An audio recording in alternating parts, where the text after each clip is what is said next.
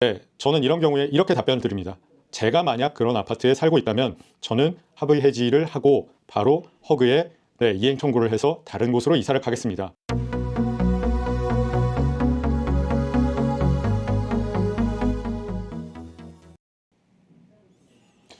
안녕하십니까. 서초동에서 법률사무소 기준을 운영 중인 전국구 부동산 전문 변호사 권충선 변호사입니다.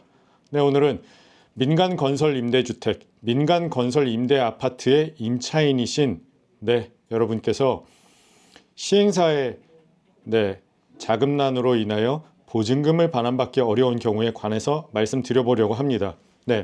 시행사가 원래는 1년 단위로 갱신되는 허그 주택도시보증공사의 임대보증금 보증이라는 상품에 수수료를 일정 부분 시행사에서 임대인이 부담하도록 되어 있는데, 이 부분을 부담하기 어려우니 자비로 부담하든지 아니면 임차인이 계약을 해지하고 나갈 수 있도록 합의 해지서를 써주고 보증금을 허그에 청구하도록 하는 경우가 있습니다.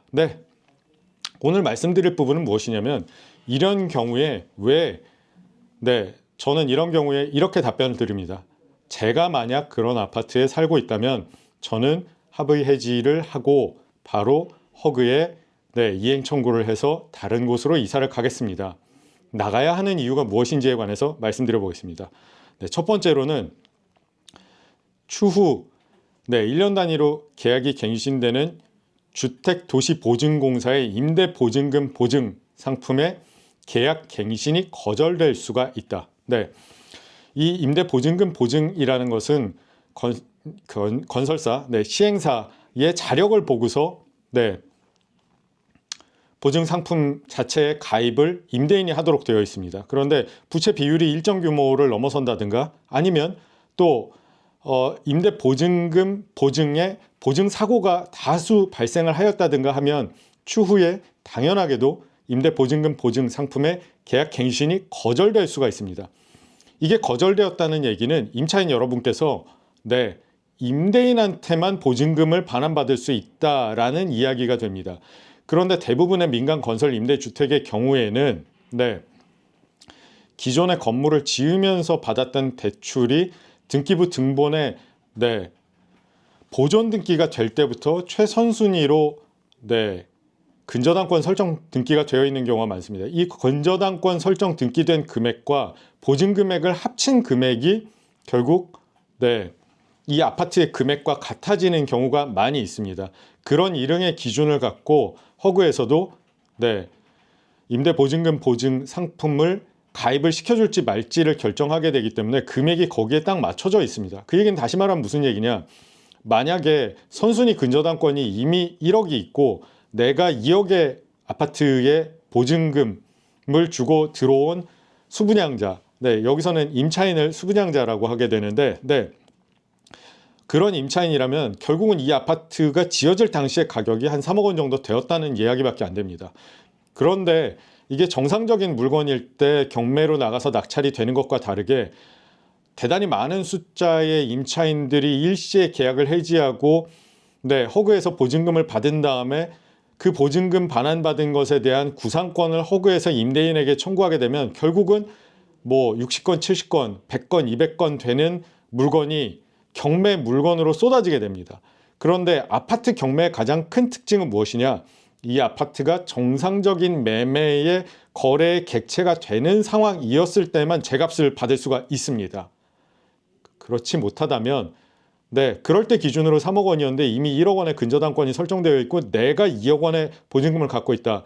그런데 임대인한테만 돈을 받아야 된다. 이 얘기는 쉽게 말해서 내가 보증금을 제대로 반환받지 못할 가능성이 크다라는 것입니다. 그래서 결국은 허그에서 계약갱신을 언제까지 해줄지 모르기 때문에 지금 보증계약이 유지되고 있을 때에 계약을 해지하고 나오는 것이 안전하다. 그래서 추후에 계약갱신이 무슨 계약이? 임대차 계약이 아니고 보증계약이, 허그의 보증계약이 갱신되지 아니할 가능성, 그 리스크를 내가 짊어질 필요가 없다는 거죠. 지금 나와야 하는 첫 번째 이유입니다. 두 번째로는 살고 계신 아파트들이 1000세대, 2000세대 이런 규모가 아니란 말입니다. 민간 건설 임대주택의 경우에 대부분에 보면 뭐 200세대, 300세대 그런 내외로 구성이 되어 있는데 그 중에 뭐 70세대, 80세대, 100세대가 일시에 계약을 해지하고 밖으로 나온다는 것은 두 가지 측면에서 문제가 됩니다. 사실적인 측면으로 공동화 현상이 일어납니다. 한 집 건너 한 집이 빈집이 된다는 것이죠. 아파트, 건물 이런 부동산들은 사람이 살고 있거나 사람이 사용하고 있어야 관리가 됩니다. 그런데 빈집으로 있다는 것은 물리적으로도 이 건물이 제대로 된 기능을 유지하기가 어려워지는 상태가 된다고 볼 수 있고, 또 다른 측면으로는 무엇이냐? 네, 관리비 부담 어떻게 됩니까? 원래 300세대짜리 아파트였으면 300세대가 n분의 1로 나눠서 내는 겁니다. 수도세, 전기세 뭐 이런 거 말고 아파트 전체를 관리하기 위한 관리사무소를 유지하기 위해서 드는 비용이 만약에 한 달에 3천만 원이다. 근데 300세대다. 그럼 네, 관리비 10만 원씩 내는 거죠. 맞습니다. 그런데 네, 반으로 줄었어요. 다 비어서 관리비는 3천만 원 그대로인데 네, 150세대가 됐다. 100세대가 됐다. 그러면 네, 2배, 3배, 네, 20만 원, 30만 원으로 관리비가 뛰는 겁니다. 그런데 정말 계속해서 사람들이 계약 해지를 하고 8년씩 살아야 되는 집에서 2년 만에, 3년 만에 나가게 되면 문제가 있는 아파트라는 인식이 생기면 새로 들어오는 신규 임차인들은 거의 없을 가능성이 크고 나가는 사람들은 점점 늘어날 가능성이 큽니다. 이후에 나갈수록 허그에 아까 말씀드렸죠.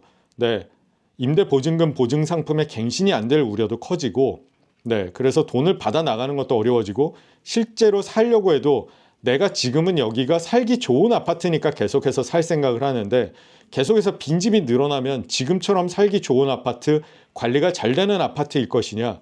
이 부분 의문입니다. 그러한 위험을 내가 감수해야 하느냐?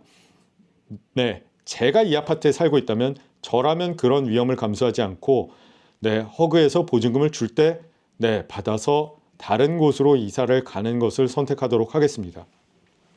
그러면 같은 맥락에서 마지막으로 선택지가 남는 게 네, 추후 8년까지 살다가 내가 이걸 인수해버려서 내 집으로 만들면 되지 않냐.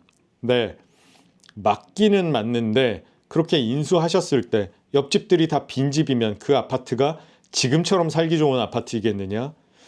네, 아닐 가능성이 크다고 보입니다. 네, 이상으로 네, 그렇습니다.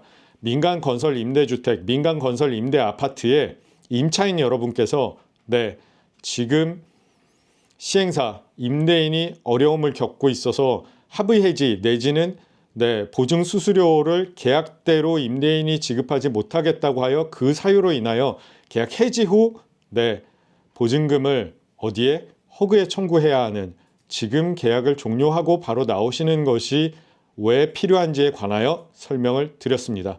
네, 여러분 민간 건설 임대주택에 살고 계신데 네, 보증금 반환이 어려울 것 같다거나 네, 임대인이 어려운 사정이 있을 때에는 언제든지 02-545-8272로 전화하시면 네, 권충선 변호사입니다. 무엇을 도와드릴까요? 하고 제가 전화를 받고 여러분의 문제를 해결해 드리도록 하겠습니다.